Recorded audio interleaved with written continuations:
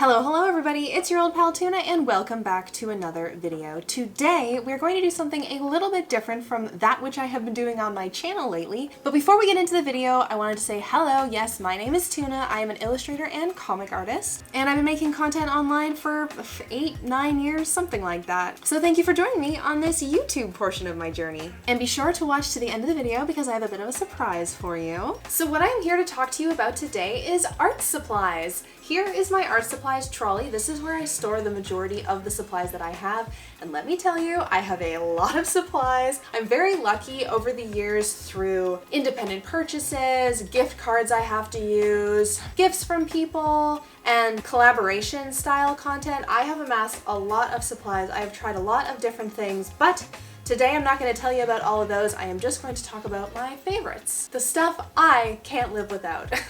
Also, I thought that I would mention that this trolley is not an ideal storage solution for my stuff. I find that I try and keep the stuff that I use the most on the top, the stuff that I use the mediumest on the middle, and the stuff that I use the least on the bottom, but this stuff collects a lot of dust. If you have any suggestions for a better way to store my art supplies, please leave them down in the comments below. So I would like to start out by chatting with you about pens, pencils, and drawing supplies. Starting out with the basics, I use primarily mechanical pencils when I am in need of sketching something, though admittedly I don't do a lot of sketching on paper. Often I am sketching digitally, printing it out, and then transferring the digital sketch onto my finished paper. But when I do need to sketch, I have mechanical pencils on hand. I have an 07, I have an 05, I have no preference. I don't even really know where these came from, but they do the trick. When I am sketching, I am often using these Kohl erase pencils. This one has obviously been well loved.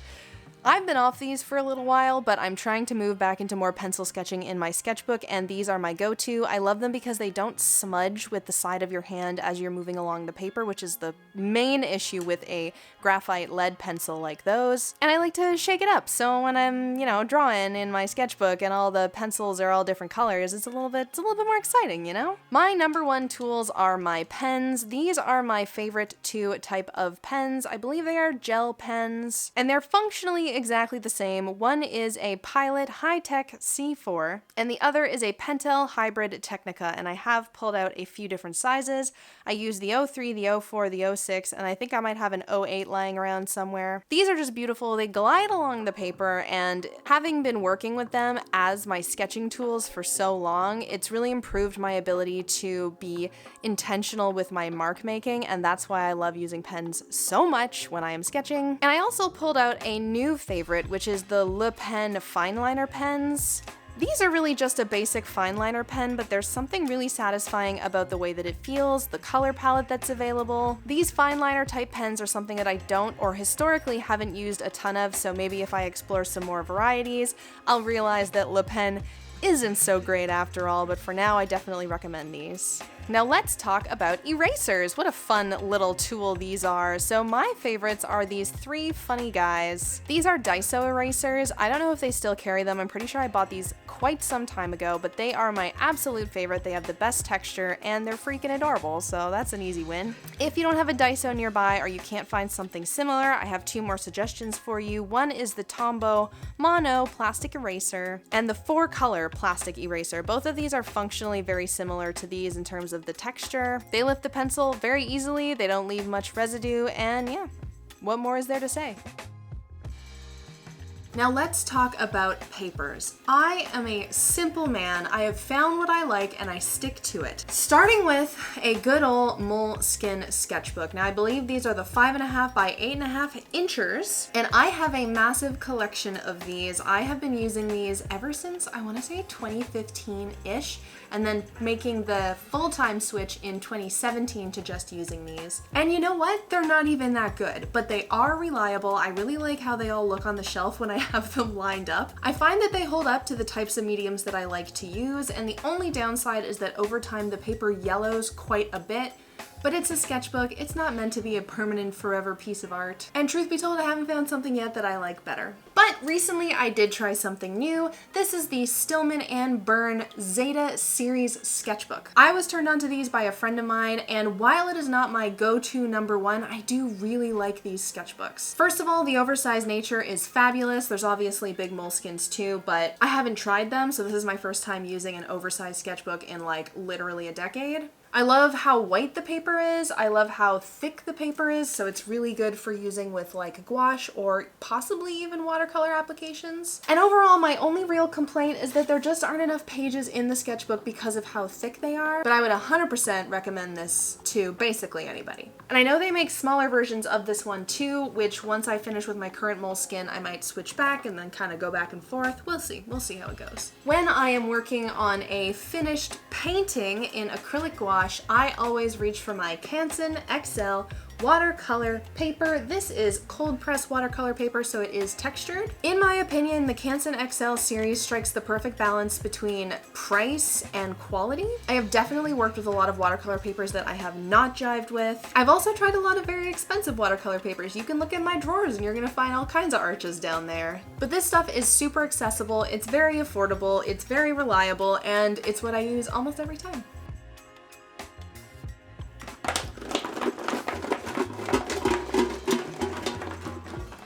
What do you think, guys? Do I like acrylic gouache?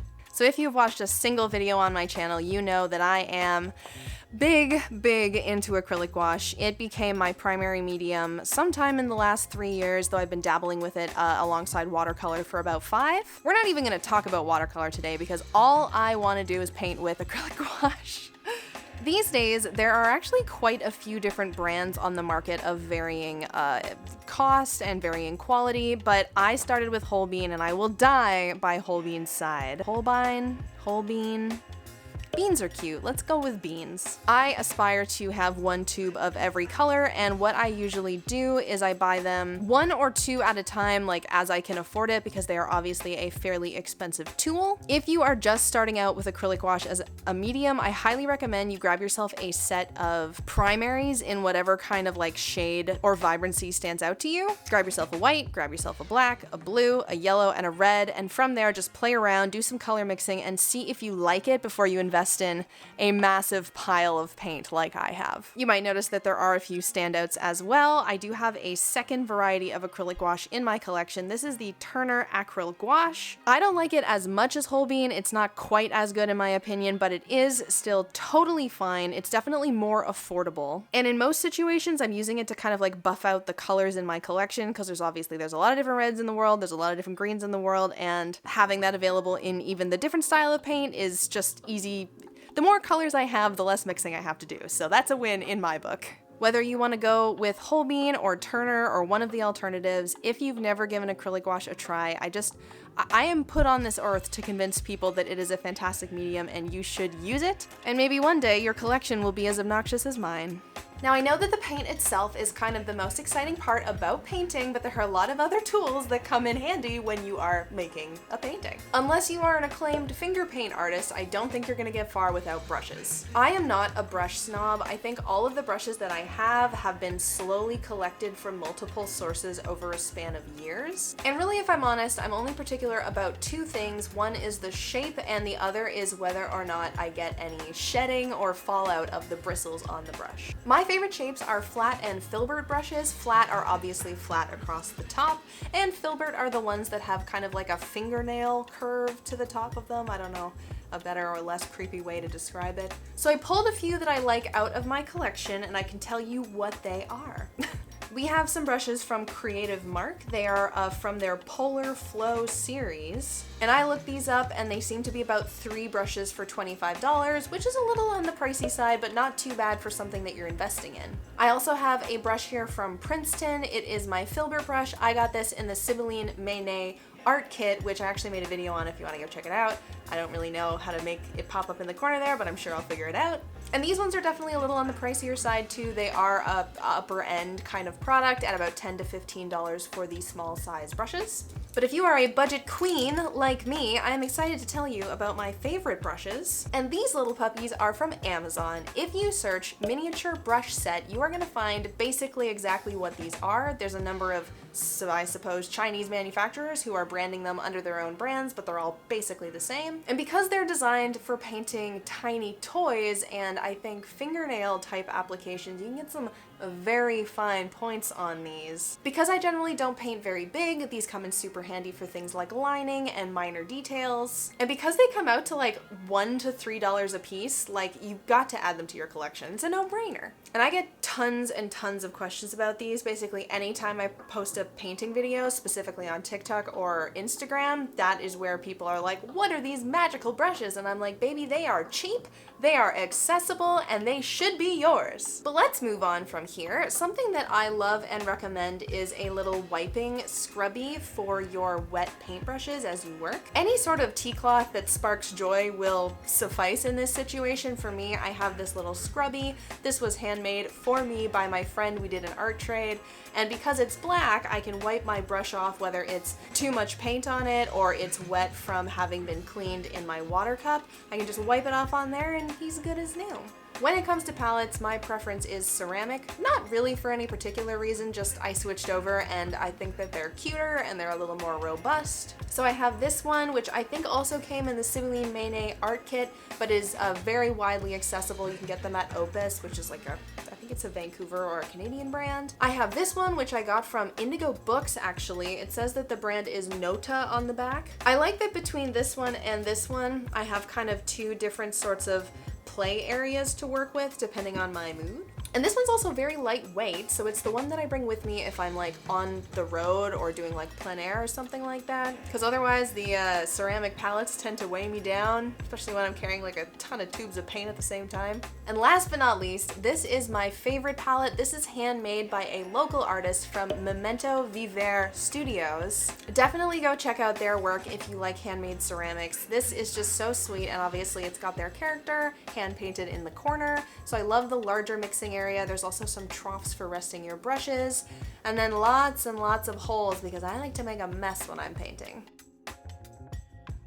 So the final category that I want to go over with you is kind of like the etc. stuff. It was stuff that just didn't fit into the other three categories. And I think the obvious starting point is to introduce you to my beloved iPad. This is an iPad Pro. It's the big one. It's from 2021 with a Gen 2 Apple Pencil, and I use this for literally everything. For years, I had a desktop tablet that I was relying on for all of my professional digital work. And back in 2021, I took the plunge to switch to the iPad portable system, and I have not regretted a moment of it. I had always heard such great things, and I'm really glad that I finally made the switch because now I can do my work anywhere. And I also use Clip Studio Paint as my primary painting tool. Let that be another tool suggestion for this video. And the best part about that is it is actually a cloud-based software, so if I am working on something here on my iPad, I can upload it to the cloud and then open up Clip Studio Paint on my computer and be able to streamline the process. If I need to like do text editing in Photoshop or something like that, I can just have it transfer super easily onto the computer and go back and forth and bam, bam, bam.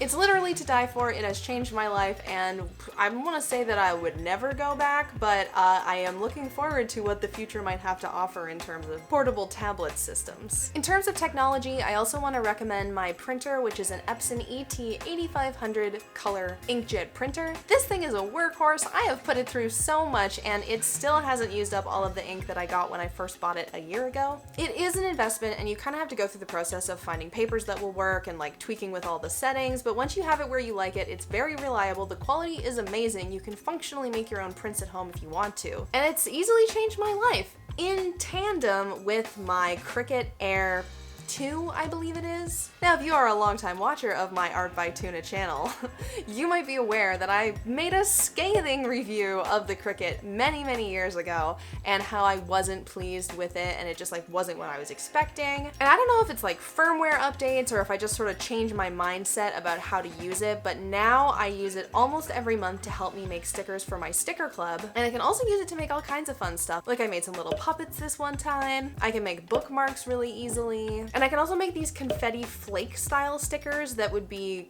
difficult, maybe expensive to have produced by a manufacturer. It's not perfect. I'm planning on doing a follow-up video to like go over my thoughts and opinions these years later in greater detail, so keep your eyes peeled for that if you're interested. I have 2 more unconventional tools that I would like to suggest to you if you are an artist illustrator. The first one is a bone folder thing. Bone folder, is that what it's called? I don't know, but it is made of bone, which I learned doing research for this video. This is something that you can use. You use this pointy end on paper to kind of like score where you want a fold to be. Now, I sometimes make handmade comics and zines, so this is incredibly handy, and it would be functionally impossible to get the same results without it. I have no idea how much these cost, so take my word for it. It's a very handy thing to have around. I got this like in art school, because when I was very briefly in art school, we had to buy these standardized packages of art supplies, and I think that that's where this came from, and it's been in my drawer ever since, and I pull it out all the time, so highly recommend. And I have one more tool that I want to recommend to you. Maybe it's a bit unconventional, but it is an absolute game changer, especially if you're making anything at home. A guillotine! This is just a simple guillotine from Amazon, not too expensive, works just fine. Am I looking for perfect cuts? No. But it can cut a straighter line than I can with a ruler and an X-Acto knife. It is absolutely a tool I cannot live without. In addition to the Cricut and the printer, when I decided to take some of the production of my own rewards for my sticker and print club into my own hands, this was the tool that kind of like finished off the trifecta. So if you don't have one, consider. And maybe you don't have the space for something as big as a full-size guillotine. I use this one, maybe tabletop small guillotine, search something like that, for quite a while before I transferred to the full-size one, so be sure to know that this is an option that is out there. Make your life a little easier. So that is gonna be it for me here today. I really hope you enjoyed this video. If you learned something, if you liked it, be sure to give me a thumbs up. Subscribe. I am currently posting on a Sunday's upload schedule, so you know where to find me. But don't think I forgot, I have a special surprise for you. Thank you for making it to the end of this video. I am going to be giving away a brush set of my favorite brushes from Amazon, those little tiny ones I was showing you in the video. It's gonna be open till next weekend. You just need to leave a comment down below. Tell me what your favorite art supply is. Unfortunately, it has to be someone from US or Canada, but just leave a comment and I will choose somebody on January 30th to win the brush set. I cannot wait to hear what your favorite art supplies are, because I am excited to learn a little bit more and maybe try some new things. Thank you so much for watching, and I will see you in the next video.